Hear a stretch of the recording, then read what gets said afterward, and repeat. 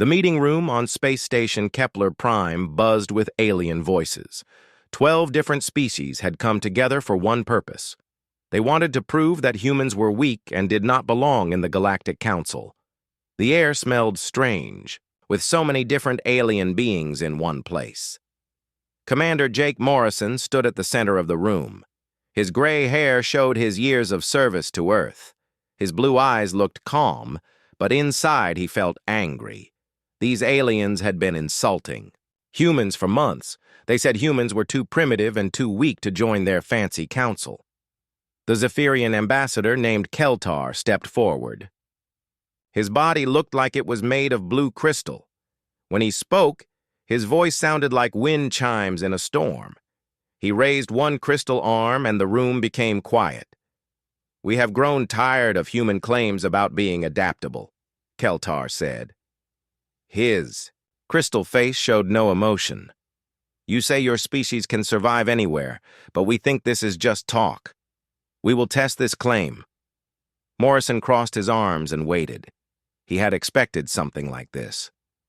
The aliens had been looking for a way to embarrass humans ever since Earth applied for council membership. "The test will happen on planet Hoth 7th, Keltar continued. "It is a frozen world where the temperature drops to -40 degrees. The winds can reach speeds that would knock down your buildings. Each species will send 3 people to survive there for 72 hours. A reptilian creature named Seth made a hissing sound that passed for laughter among his people. His green scales caught the light as he moved. "The warm-blooded mammals will freeze in the first night," he said. His forked tongue flicked out as he spoke. The insect-like Vrix delegate clicked her mandibles together.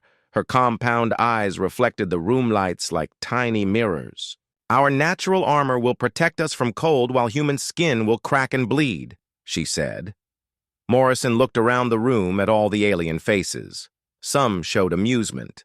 Others showed contempt. All of them seemed certain that humans would fail this test. "What are the rules?" Morrison asked. His voice stayed steady and calm. "No technology beyond basic tools," Keltar replied. "No heated shelters brought from off-world. No external help. Each team must use only what they find on the planet's surface. If any team member dies or becomes too sick to continue, the whole team fails." The Catherian delegate stood up. Her thick white fur covered her entire body like a natural coat. Her people came from an ice world so cold that water froze solid in seconds. "This will be easy for us," she said. "Our blood has natural antifreeze. Our fur keeps us warm in temperatures that would kill most species." The Quartzian representative did not speak. His silicon-based body did not need to worry about temperature at all. He could survive in the vacuum of space or in the heart of a volcano. The cold of Hoth 7 meant nothing to him. Morrison knew that humans had disadvantages compared to these aliens. Human skin was thin and soft. Human blood would freeze if it got too cold. Humans had no natural fur or armor or antifreeze. But Morrison also knew something the aliens did not understand. Humans had survived ice ages on Earth. They had lived in the Arctic and Antarctic. They had learned things about cold that no other species knew. "We accept your challenge," Morrison said. The aliens made various sounds of approval. Some laughed. Others made clicking or hissing noises. They all seemed pleased that the humans had walked into their trap. Morrison already knew who he would choose for his team. Lieutenant Amy Parker had grown up in Alaska. She had spent her whole life in cold weather. She knew how to find food in frozen places and how to stay warm when the wind tried to steal all heat from a person's body. Sergeant Ben Collins had worked construction before joining the military. He could build shelter from almost anything. More importantly, he understood how materials worked in extreme cold. He knew which things became brittle and which became stronger. Corporal Lisa Grant was a medic who had trained in cold weather medicine. She knew the signs of frostbite and hypothermia. She could keep people alive when their bodies wanted to shut down from cold. As the meeting ended, the alien delegates continued to make jokes about humans. The Naudians with their wet amphibian skin seemed especially amused. Their advanced biotechnology would keep them comfortable, they claimed. The Lumens were beings made of pure energy held together by force fields. They believed their energy forms would simply generate heat to stay warm. Morrison listened to all their boasting and felt more confident. These aliens were thinking like aliens. They were planning to use their natural advantages, or their technology, to fight the cold. But Morrison knew that fighting the environment was the wrong approach. The key to surviving extreme cold was not fighting it. The key was working with it.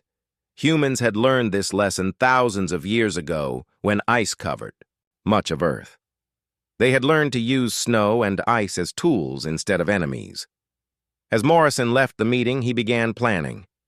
The aliens expected humans to fail because humans looked weak and soft. They would learn that appearances could be deceiving. Sometimes the most dangerous opponent was the one who looked harmless. The transport ships would leave in 2 days. Morrison had that long to prepare his team for the most important survival test in human history. If they failed, Earth would never be taken seriously by the galactic community. If they succeeded, they would prove that humans deserved respect among the stars. Morrison smiled for the first time since entering the meeting room. The aliens had just made a very big mistake. They had challenged humans to do what humans did best: survive against impossible odds using nothing but intelligence and determination. The test would begin soon, and the galaxy would learn why humans had spread across their entire planet before they ever built a spaceship. The transport ship shook as it entered the atmosphere of Hoth 7. Amy Parker gripped her seat and watched through the small window as the planet's surface came into view. Everything was white. Snow-covered rolling hills stretched to the horizon. Dark rocks poked through the snow in scattered patches. The wind outside was so strong that it made the ship bounce like a toy. Ben Collins checked his gear one more time. He had basic tools that would help him work with ice and snow. A knife, made from earth steel that would not break in extreme cold. A small shovel that could cut blocks. Some rope woven from plant fibers that stayed flexible even when frozen. Everything else he would have to make from what he found on the planet. Lisa Grant reviewed her medical supplies. She had bandages and some basic medicines that were allowed, under the rules. Most importantly, she had knowledge about how the human body reacted to extreme cold. She knew the warning signs of problems before they became deadly. The ship landed with a thump that jarred everyone inside. The pilot's voice came over the speaker. External temperature is minus 38 degrees. Wind speed is 40 kilometers per hour. Good luck, teams. The landing ramp opened and Arctic air rushed into the ship. Amy felt the cold hit her face like a slap.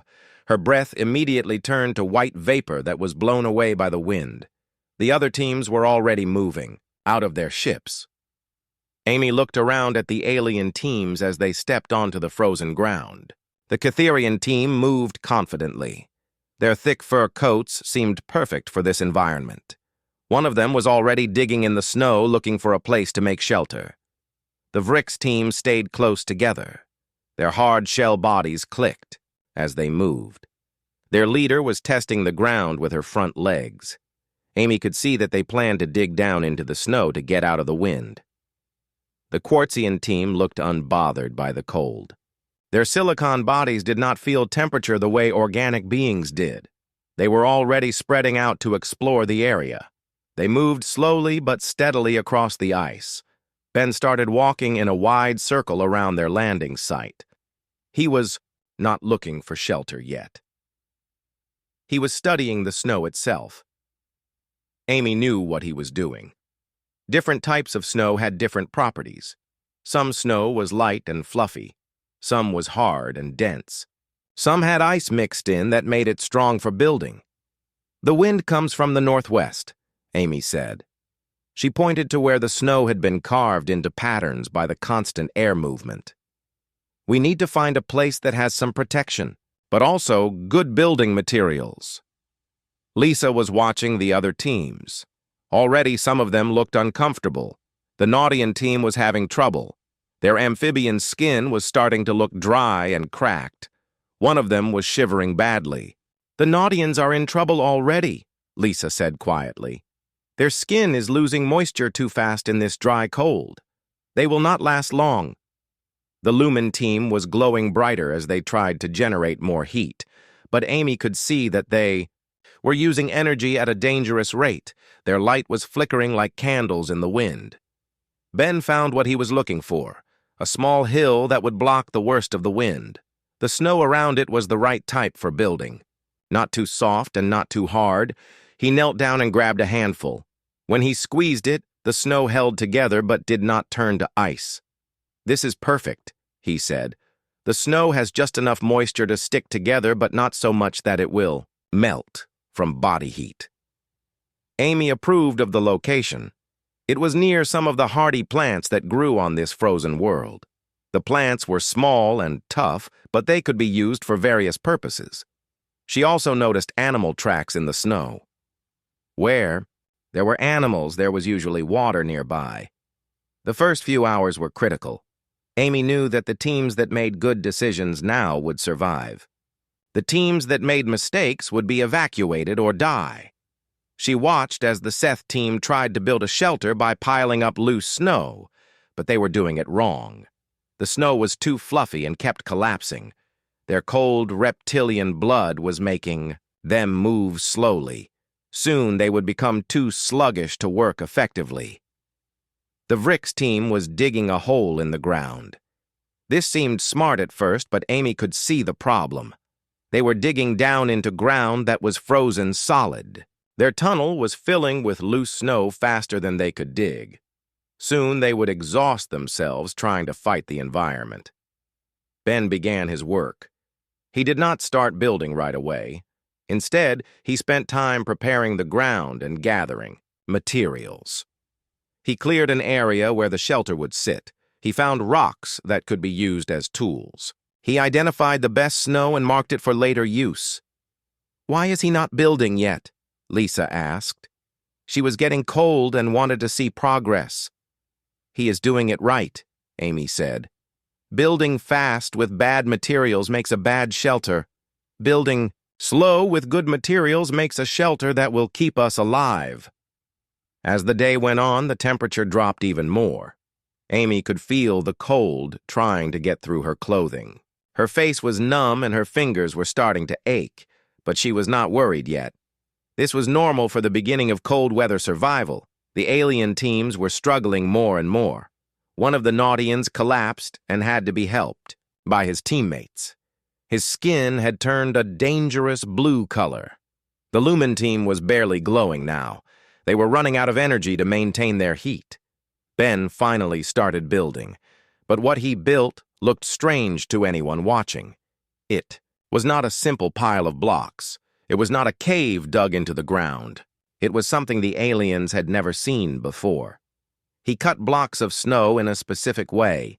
Each block was shaped like a piece of a puzzle. When he placed them together, they fit perfectly with no gaps. The blocks curved inward as they went higher. Soon the shape started to look like a dome. Amy helped by bringing him the right type of snow for each part of the construction. Some blocks needed dense snow, others needed softer snow that would seal the gaps. She also gathered plant material that could be woven between blocks for extra strength. Lisa prepared the inside of the shelter as it was being built. She cleared the floor and made it level. She gathered dry plant material that could be used for insulation. She planned where they would sleep and where they would store their gear. By the end of the first day, 2 alien teams had already given up. The Naudians had activated their emergency beacon when one team member went into shock from dehydration. The Lumens had exhausted their energy reserves and were barely conscious. The remaining teams looked miserable. They huddled in inadequate shelters that barely blocked the wind. The temperature was dropping as night approached and the situation was getting desperate. But the human team was feeling optimistic. Their strange dome shelter was nearly complete. More importantly, Amy could already feel that the temperature inside was warmer than outside. Ben had built something that would not just protect them from the wind and cold. He had built something that would actually be comfortable. As darkness fell over the frozen planet, Amy looked forward to their first night. She knew that many of the alien teams would not survive until morning, but she also knew that humans were just getting started. The second day on Hoth the 7th began with temperatures that made the first day seem warm.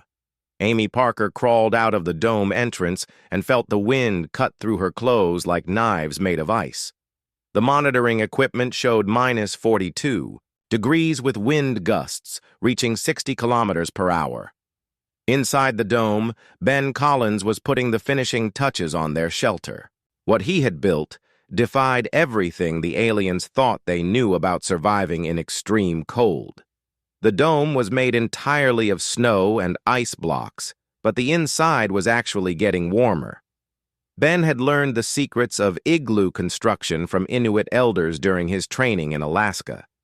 But he had also added his own engineering knowledge to make the design even better. Each snow block was cut to exact specifications. The walls curved in a perfect spiral that distributed weight evenly and trapped warm air inside. The entrance tunnel sloped downward before rising into the main dome. This created a cold trap that kept the frigid outside air from flowing directly into their living space. Cold air was heavy and would sink down into the tunnel, while warm air would rise and stay inside the dome. Amy helped by selecting the right type of snow for each part of the construction. She had learned from her grandfather, who had been a trapper in northern Alaska.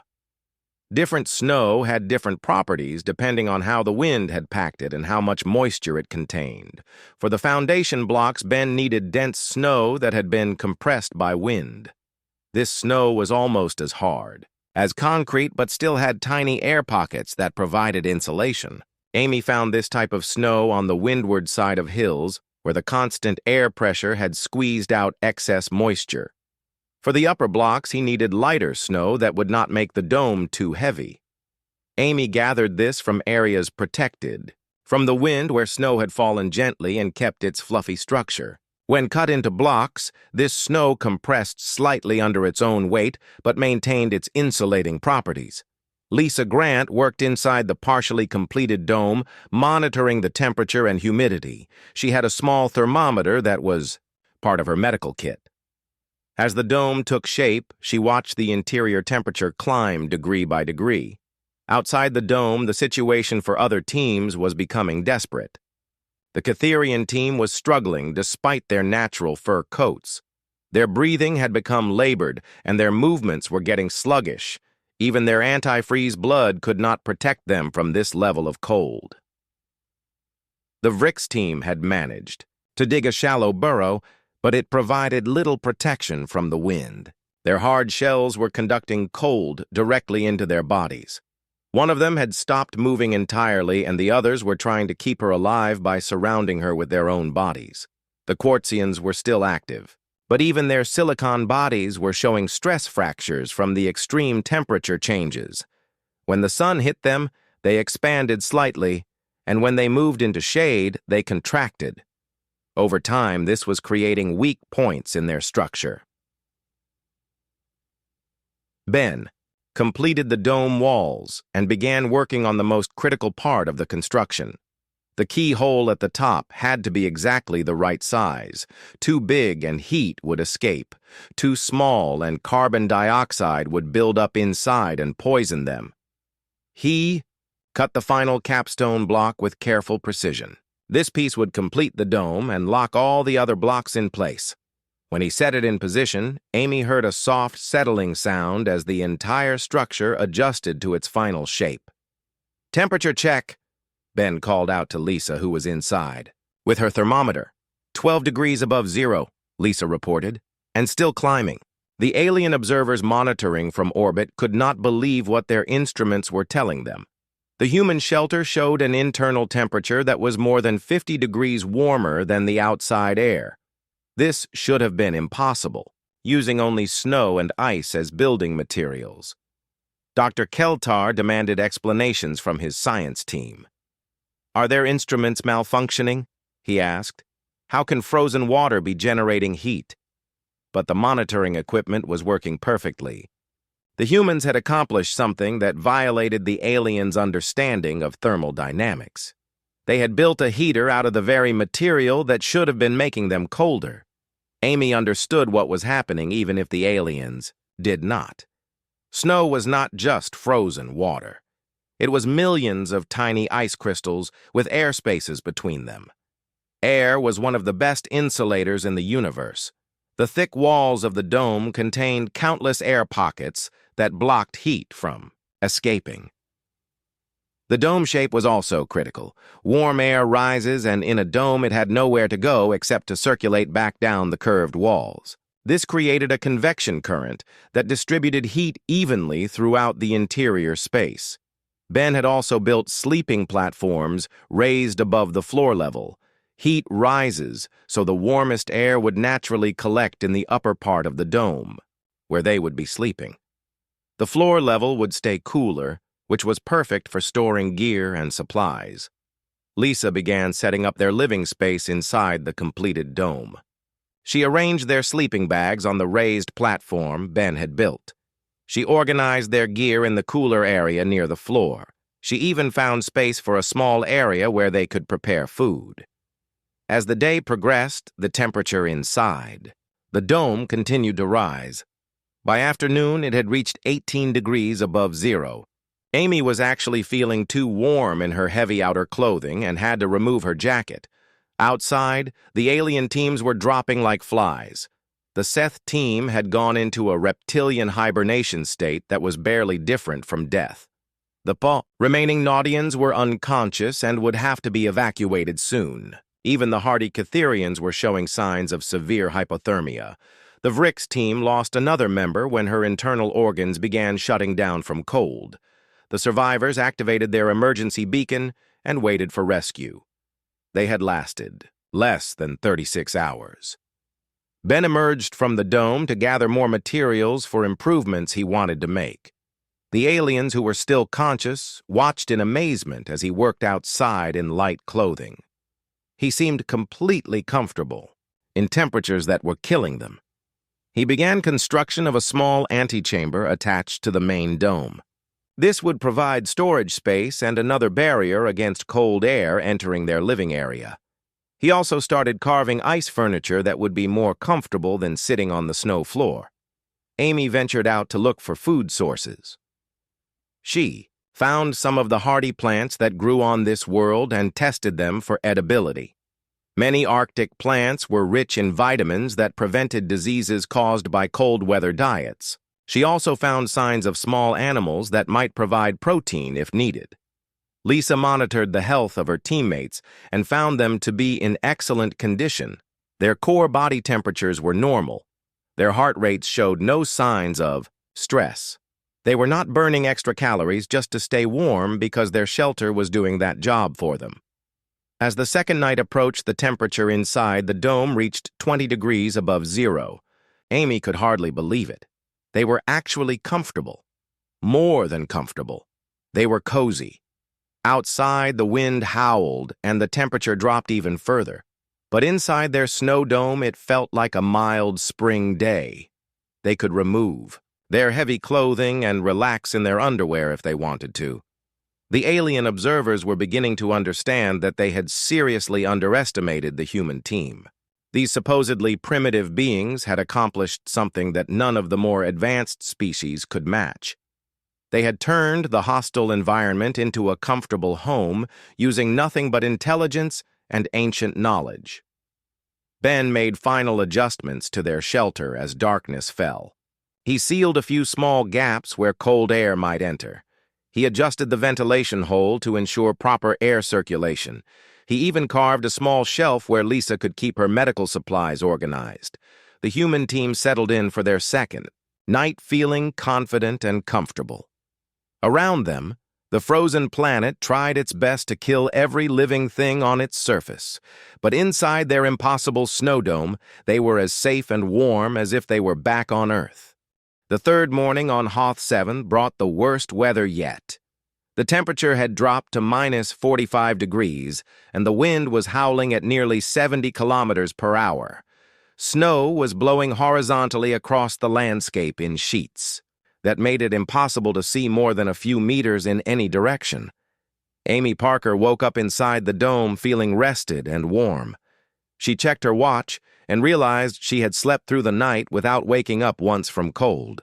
This was remarkable because usually in extreme cold survival situations, people woke up frequently as their bodies tried to maintain heat. Ben Collins was already awake and making improvements to their shelter. He had carved additional ice furniture during the night, including a table and better seating areas. He had also created a small alcove where they could store food and keep it from freezing solid. Lisa Grant took everyone's temperature and pulse as part of her morning medical check.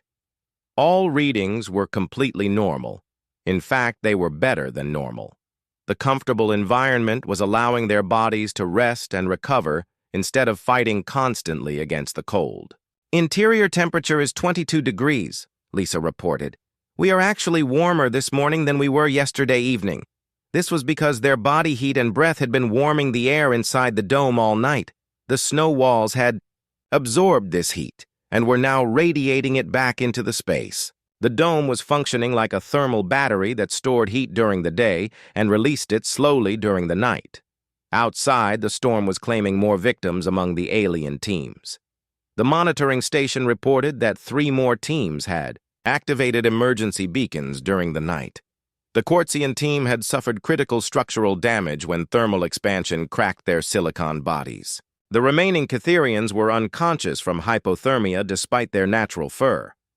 Amy looked through the entrance tunnel and could barely see the outline of the nearest alien shelter. It was a simple lean-to made from ice blocks that provided almost no protection from the wind. She could see movement inside, which meant at least some of that team was still alive, but they were clearly in bad condition. Ben decided to demonstrate just how comfortable their situation had become. He stripped down to his underwear and sat, casually on one of the ice chairs he had carved. The temperature inside the dome was now warm enough that he could be comfortable wearing almost nothing. "The aliens monitoring us are not going to believe this," he said with a grin. "They probably think their instruments are broken." Lisa checked the ventilation system that Ben had built into the dome. Fresh air was flowing in through carefully placed holes, while stale air was flowing out through others. The system prevented carbon dioxide buildup while maintaining the warm temperature inside. Amy began preparing a meal using some of the edible plants she had gathered. In most extreme cold situations, people could barely manage to eat cold food because cooking was impossible. But inside their dome, she could actually prepare a hot meal using a small chemical heating tablet that was allowed under the rules. The smell of cooking food filled the dome. It was a luxury that none of the other teams could enjoy. They were too busy trying to stay alive to think about having a proper meal. Through the monitoring system, Dr. Keltar watched the human team with growing amazement. His instruments showed that they were not just surviving in conditions that had killed or incapacitated most of the other teams. They were actually thriving. "This makes no scientific sense," Keltar said to his research staff. "They are using primitive materials in sub-zero temperatures.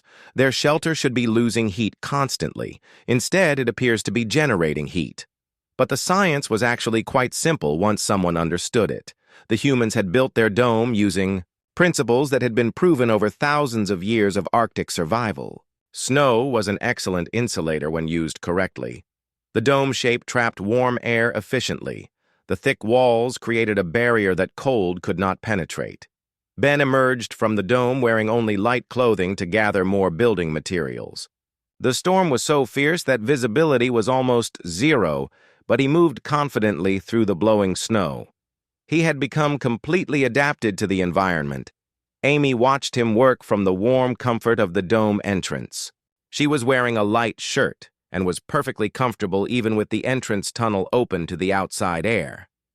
The temperature differential was so great that warm air from inside was actually melting snow around the entrance. Lisa documented their condition for the official record. All team members show no signs of cold stress, she reported into her recorder. Heart rate's normal, body temperature's normal, energy levels high. We have experienced no frostbite or hypothermia symptoms. This was in stark contrast to the alien teams. Those that were still conscious were suffering from various stages of cold injury. Some had frostbite that would require medical treatment. Others were hypothermic and barely responsive. Ben returned from his material gathering expedition and began work on another addition to their shelter. He was building a small workshop area where he could craft tools and improve their equipment. This level of comfort and security was unheard of in survival situations. Amy explored the area around their dome looking for additional resources. She found more edible plants buried under the snow. She also discovered a small stream that was still flowing despite the extreme cold. Fresh water was always valuable in survival situations. The storm continued to rage outside, but inside the dome, life was pleasant and comfortable. Ben worked on his projects. Amy organized their supplies and planned for possible extended stay. Lisa maintained her medical logs and monitored everyone's health. As the day progressed, the temperature inside the dome reached 24 degrees. They were now so warm that they could wear summer clothing and be completely comfortable. The contrast with the deadly conditions outside was almost unbelievable. The alien observers had stopped making jokes about primitive human technology. Instead, they were frantically trying to understand how the humans had accomplished what their own advanced civilizations could not. Emergency meetings were being called to discuss the implications of what they were witnessing. Commander Morrison monitored the situation from orbit and felt proud of his team. They were not just representing humanity well. They were proving that humans deserved respect among the galactic community. Earth's application for council membership would have to be reconsidered after this demonstration.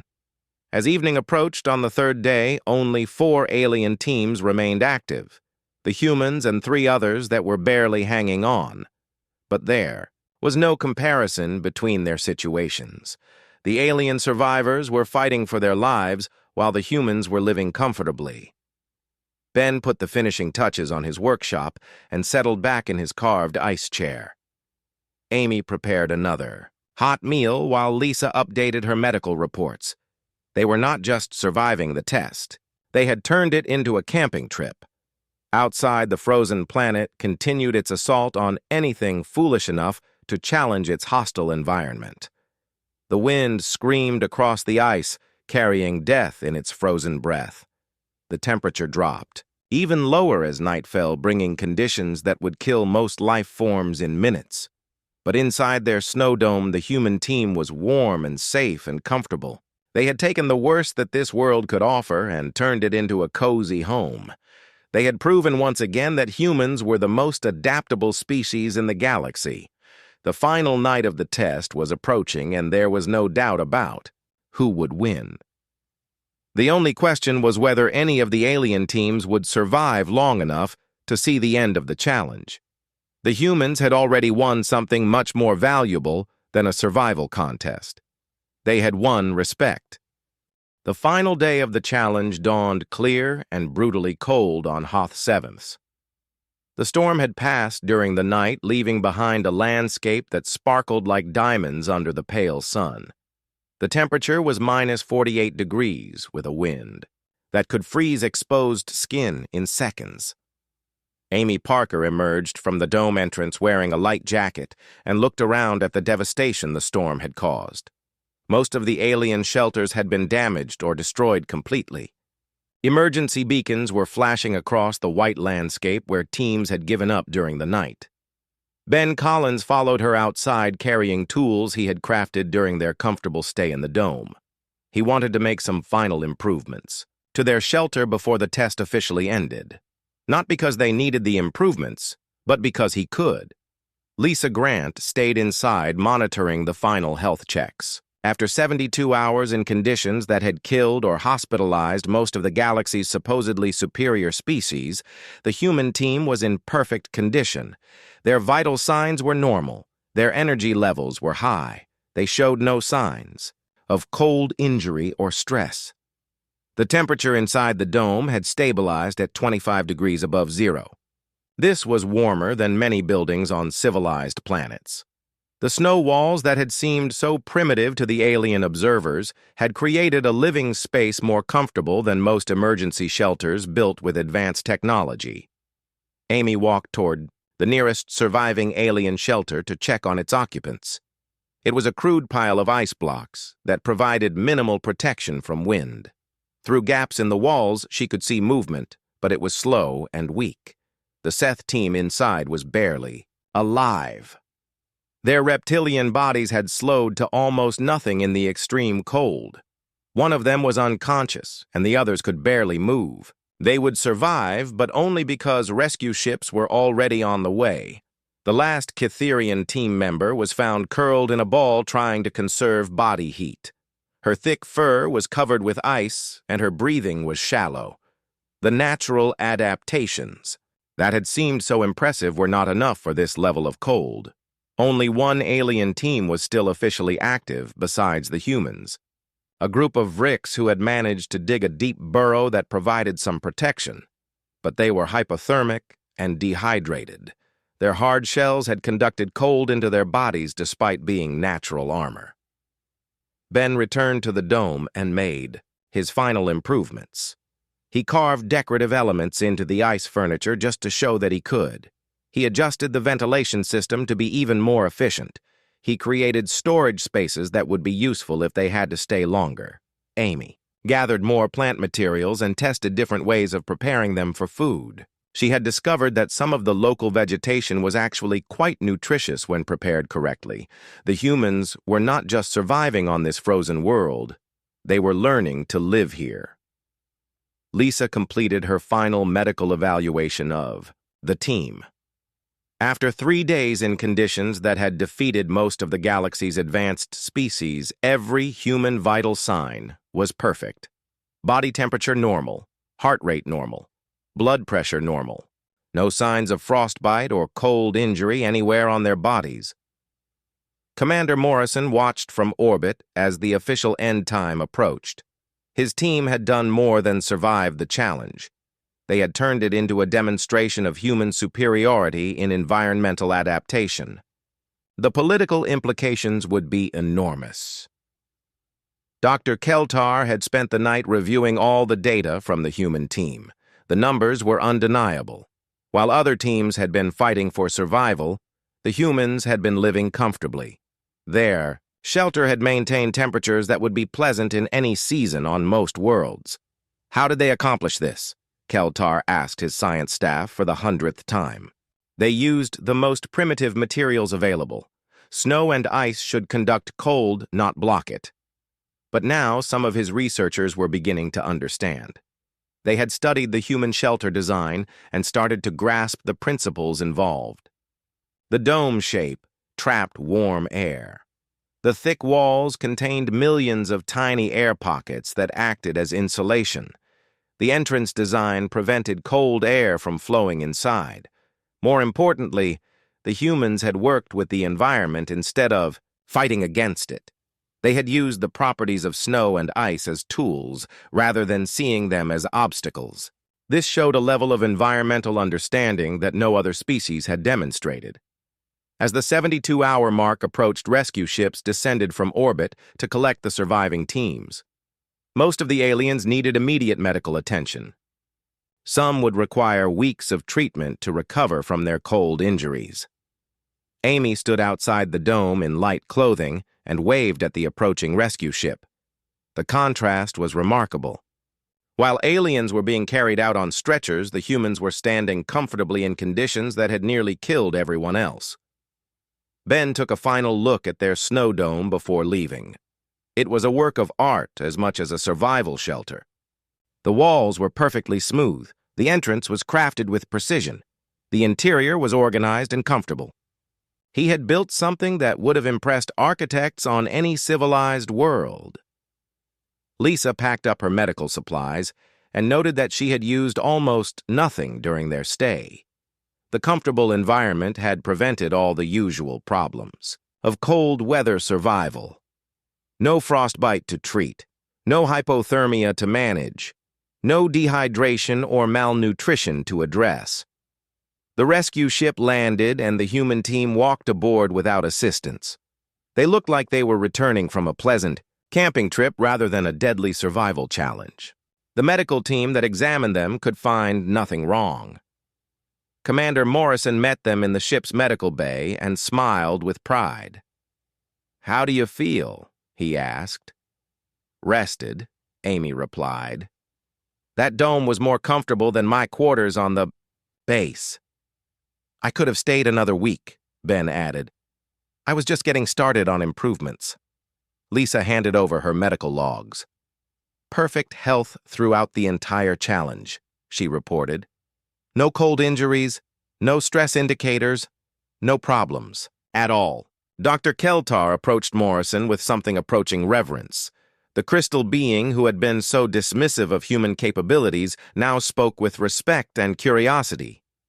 "Commander, we need to understand how your people accomplished this," Keltar said. "Our best scientists cannot explain how they built a heater from frozen water." Morrison smiled and decided to share some human wisdom. "Doctor, your people made a common mistake. You assumed that advanced technology was the only measure of intelligence. Humans learned to survive in places like this before we had any technology at all." "But how?" Keltar insisted. "We learned to work with nature instead of fighting it," Morrison explained. "Your teams tried to resist the cold. My team learned to use the cold as a tool. Snow is not just frozen water, it is one of the best insulators in the universe when used correctly."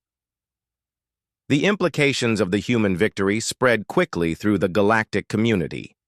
Within days, Earth received formal invitations to join the Galactic Council as a full member. The survival test had proven that humans possessed capabilities that more advanced civilizations lacked. The human snow dome became a subject of study at universities across the galaxy. Engineers tried to understand the principles that made it work. Architects incorporated its design elements into emergency shelters. The simple technology that had seemed so primitive was actually more advanced than anything the aliens had created. But perhaps the most important lesson was about the nature of intelligence itself. The galaxy learned that advancement was not just about having better tools. It was about understanding how to use whatever tools were available. Humans had proven that knowledge and adaptability were more valuable than the most sophisticated technology. Amy Parker. Amy Parker returned to Earth as a hero and eventually became an instructor at the Galactic Survival Academy. Ben Collins was recruited by alien engineering firms who wanted to learn his building techniques. Lisa Grant wrote the definitive guide to cold weather medicine that was used throughout the galaxy. The frozen planet Hoth 7 became a training ground where species from across the galaxy came to learn human survival techniques. The Snow Dome, that had seemed so impossible, became the standard design for emergency shelters in extreme environments. Commander Morrison was promoted and eventually became Earth's first ambassador to the Galactic Council. In his acceptance speech, he reminded the assembled aliens of an important truth about humanity. "You challenged us because you thought we were weak," he said.